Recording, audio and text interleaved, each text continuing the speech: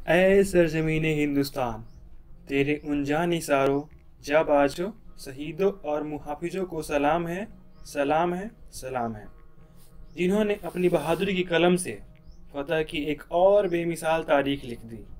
गवाह है आज भी वो कारगिल की बुलंद चोटियाँ, जिनको तुमने अपने लहू से सींचकर तिरंगे की आन, बान और शान को रोशन कर दिया। सन 1999 जब एक चरवाहे ने भारतीय फौज को ये जानकारी दिया कि ऊपर की चोटियों पर कुछ असामान्य सी गतिविधियां चल रही थी, पड़ोसी मुल्क पाकिस्तान ने बगैर किसी आभास के अपने सैनिकों को एलओसी पार कर भारत की सीमा के अंदर भेज दिया।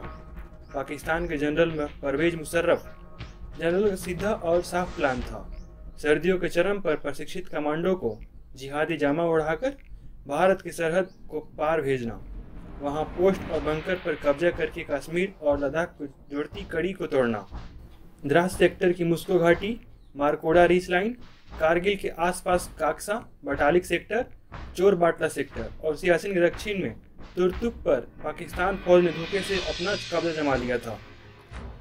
लेफ्टिनेंट सौरव कालिया की अगुवाई में निकली एक पेट्रोलिंग पार्टी बड़े रहस्यमय ढंग से गायब हो गई थी।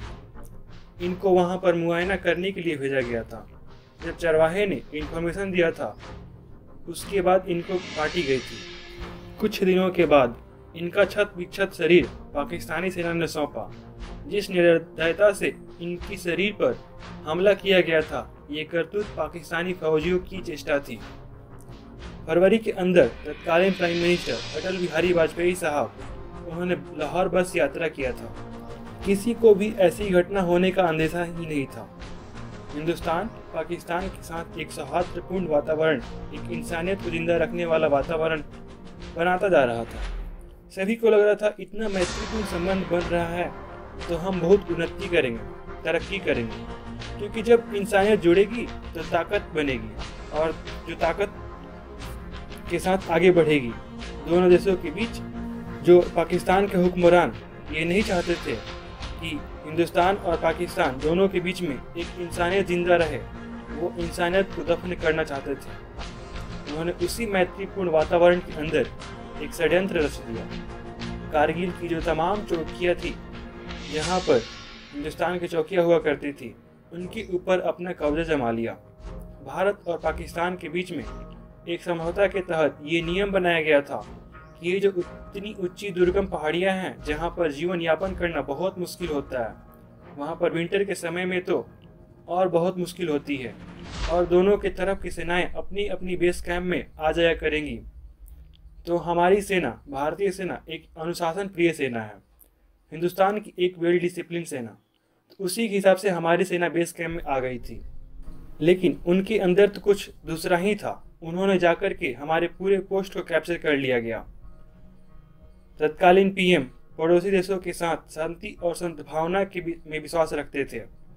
पाकिस्तान के छुपकर वार करने की साजिश से वो अत्यंत क्षुब्ध हो उठे। उन्होंने कहा, हम शांति चाहते हैं, ये तो दुनिया ने देखा।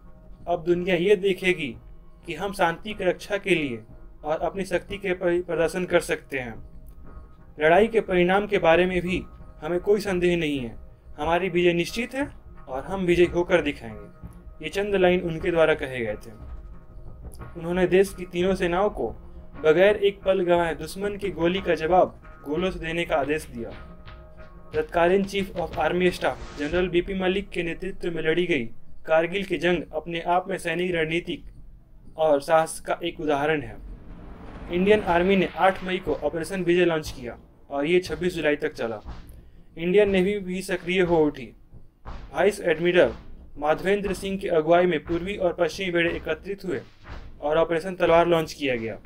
अब आसमान से आग बरसाने की बारी थी। कारगिल के युद्ध में इंडियन एयरफोर्स ने बढ़ चढ़कर हिस्सा लिया।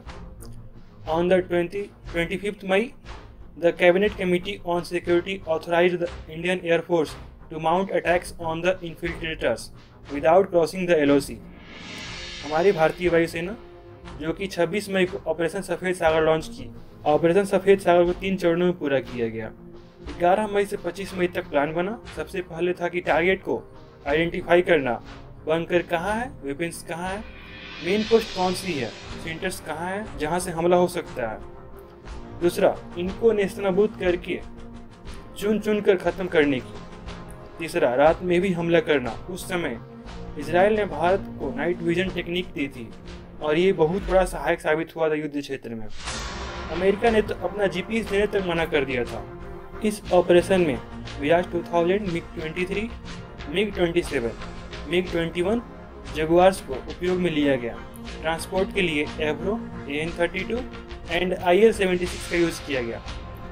अप्रॉक्स 20,000 फीट की ऊंचाई पर कारगिल की स्थिति है। भारतीय वायुसेना के पास 2 एयर फाइटर विमान ऐसी थी जो इस परिस्थिति को बेहतर तरीके से हैंडल कर सकती थी उस समय, मिग और Mi-17। हमारे पास में Mi-35 बेसिकली हेवी गन है। यह इस हेलीकॉप्टर में बंदूक है, मिसाइलें हैं। युद्ध क्षेत्र में जिस इक्विपमेंट के साथ जाना चाहिए वह सभी वेल इक्विप्ड थे इसमें। लेकिन प्रॉब्लम ये आ रही थी कि ये 10,000 फीट की ऊंचाई तक ही काम कर सकता था। इस बाधा को दूर करने के लिए Mi-17 का उपयोग में लाया गया। Mi-17 basically troops carrying helicopter थी। इसको कन्वर्ट किया गया ताकि Mi-17 में मिसाइल लगाया जा सके, बंदूकें लगाई जा सके और पाकिस्तानी सैनिकों को तबाह किया जा सके। यह एक कन्वर्जन हुआ था। ये अपने आप में उस समय के लिए बहुत बड़ी बात थी, वो भी इतने कम समय में।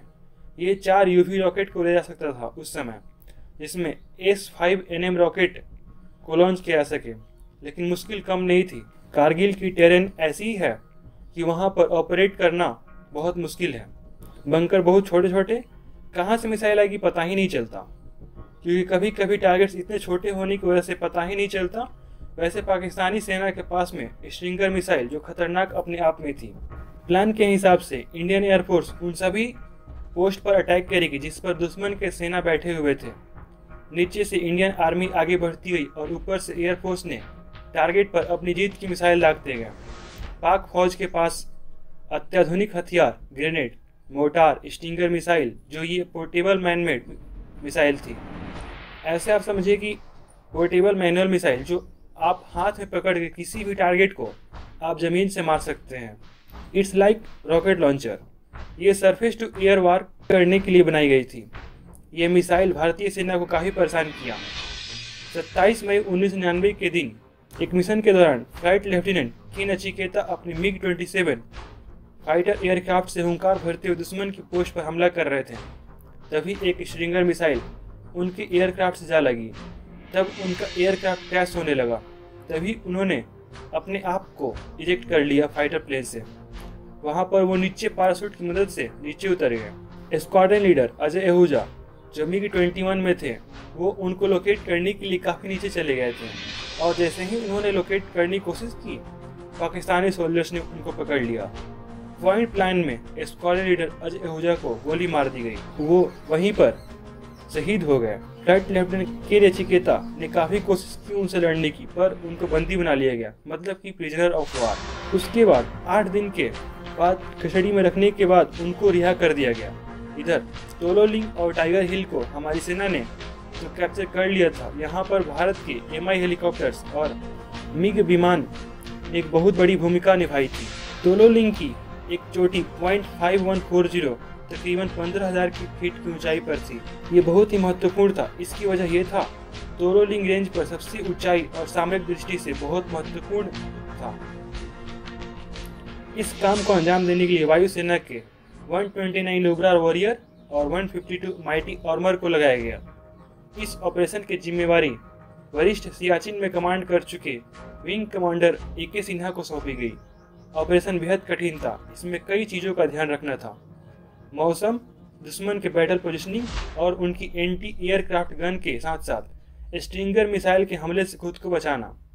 कई जानकारी ये मानते थे कि तोलोलिंग के बंकरों में 4 और 6 नॉर्दर्न लाइट इन्फेंट्री के जवान मौजूद हैं, जिनको मदद देने के लिए एलाइट कमांडोज की टीम भी मौजूद थी। भारतीय वायुसेना के लड़ाकू जहाज खुद की बचाव इंफ्रारेड रे से कर रहे थे, जो कि एक सैम मिसाइल की हिट सीकिंग ताकत को कम करती है, या यूं कहें कि मिसाइल को भटकाती है। लेकिन ये सुविधा सभी हेलीकॉप्टर्स में नहीं थे। 28 मई को सुबह 2 बजे एक बड़े हमले की तैयारी की गई। वायुसेना के नुब्रा फॉर्मेशन एक हेलीकॉप्टर नुब्रा 3 में IR फेडेड डिस्पेंसेशन सिस्टम काम नहीं कर रहा था, यानी कि दुश्मन की मिसाइल से बचने के लिए जो पार्टिकल छोड़ी जाती है वो काम नहीं कर रही थी। लिहाजा फैसला लिया गया कि 4 की जगह 3 हेलीकॉप्टर से काम चलाया जाएगा। विंग कमांडिंग सिन्हा ने फ्लाइंग लेफ्टिनेंट एस मोहिलन को सलाह दी कि वो इस ऑपरेशन से हट जाएं, लेकिन जज्बे से लबरेज मोहिलन मौके को छोड़ने वाले नहीं थे। फ्लाइंग लेफ्टिनेंट राजीव पुंदिर ने सह पायलट के रूप में आगे आने का फैसला किया। सोचा गया कि इस हेलीकॉप्टर में 2 पायलट जाएंगे और 4 हेलीकॉप्टर के साथ हमला किया जाएगा ताकि कमी न रह जाए। सही समय पर नुब्रा फॉर्मेशन ने उड़ान भरी और कोशिश थी कि 0.5140 की ऊंचाई पर जाकर वेल कोऑर्डिनेट हमला किया जाए, लेकिन जैसे ही हेलीकॉप्टर ऑब्जेक्ट के नज़दीक पहुंचे उनको देख लिया गया। सबसे आगे खुद ए.के. सिन्हा थे। उन्होंने दुश्मन के बंकर पर हमला बोला। दुश्मन ने भी हमला करना शुरू किया। विंग कमांडर सिन्हा आयर फ्लेज और कुछ स्किल के बदौलत चकमा देते रहे और सही समय पर रॉकेट दागकर हेलीकॉप्टर लेकर निकल गए। दूसरे हेलीकॉप्टर ने कमान संभाली और उसी प्रकार जोरदार हमला किया। इसके बाद अब बारी थी नुब्रा 3 की, जिसे मोहिलन और पुंदिर उड़ा रहे थे, जिसमें सैम मिसाइल को चकमा देने की सिस्टम काम नहीं कर रहा था और उस पर सैम मिसाइल से लगातार हमले हो रहे थे। नुब्रा 3 ने हमले जारी रखे। नज़ारा बेहद खतरनाक और चुनौतीपूर्ण था। नुब्रा 3 के चारों तरफ गोलियां और मिसाइलें निकल रही थी। लग रहा था कि दोनों मौत से आंख मिचौली खेल रहे हों, लेकिन जब लगा कि सफल हमलों को अंजाम देकर नुब्रा 3 सीन से निकलने में कामयाब हो गया, तभी एक सैम मिसाइल के चपेट में ये हेलीकॉप्टर आ गया। जैसे ही सैम मिसाइल नुब्रा 3 हेलीकॉप्टर से टकराई, दोनों जांबाज पायलट के साथ 4 क्रू मेंबर देश पर शहीद हो गए। विंग कमांडिंग सिन्हा ये सारा नज़ारा दूर से देख रहे थे। देश पर यह कुर्बानी अतुलनीय थी, क्योंकि इसमें अंजाम का पता पहले से ही था। नुब्रा 3 के बाद भी भारतीय हमला नहीं रुका। उसके पीछे और खतरनाक रूप से हमला करने के लिए नुब्रा 4 आगे आया। इसने हमला करना जारी रखा और पाकिस्तानी बंकर में तबाही मचा कर रख दी। एयरफोर्स के मजबूत होने से लगभग 50% युद्ध ऐसे ही जीत लिया जाता है, क्योंकि एयरफोर्स रास्ता साफ करती है। अल्टीमेटली तो आप जमीन पर ही जीतते हैं, क्योंकि लड़ाई तो जमीन पर ही हो रही थी। उस समय विंग कमांडिंग BS धनोआ, जो आगे चलकर भारतीय वायुसेना अध्यक्ष भी बने, कारगिल युद्ध के दौरान फाइटर स्क्वाड्रन के कमांडिंग ऑफिसर थे। स्क्वाड्रन लीडर अजय आहूजा, के नचिकेता और स्क्वाड्रन लीडर रघुनाथ रामबियार जैसे दिलेर फाइटर पायलट भी कारगिल के हवाई हमले में नायक के रूप में उभरे। जय हिंद ऑल।